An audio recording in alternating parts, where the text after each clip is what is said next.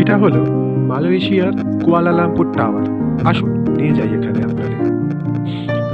421 metre লম্বা Kuala Lumpur tower মালয়েশিয়ার একটি অবশ্যই দ্রষ্টব্য। কিভাবে যাবেন চলুন দেখেন। এই জায়গাটায় উঠতে গেলে আপনাকে একটি লিফটে করে যেতে হবে।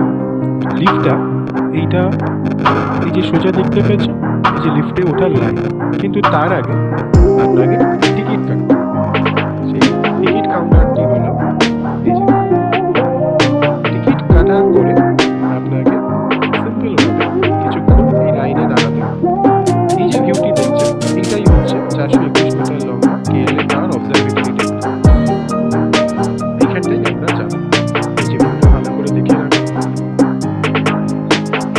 সুন্দর তাই না? আমরা এখন পৌঁছে গেছি লিফটের কাছটা। এই যে লিফটের ভেতরটা খুবই সাজানো গোছানো।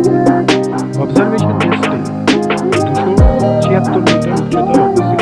লেভেল 41 এবং 42 থেকে নেমে অবজারভেশন ডেস্কের দিকে যাচ্ছে। 360 ডিগ্রি ভিউ আমরা এখান থেকে দেখতে পাবো। প্রথম যে আমরা ভিউটা দেখব সেটা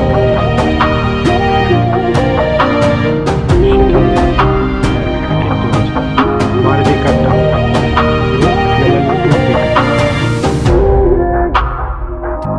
কুয়ালালামপুর শহরের আরেকটি অত্যন্ত দ্রষ্টব্য স্থান হচ্ছে পেট্রোনাস টুইন টাওয়ার। শাহরুখ খানের ডন 2 সিনেমার শুটিং এখানেই হয়েছিল। সব শেষে এই টাওয়ারের সামনে আমার একটি ফটো অবজারভেশন ডেস্ক থেকে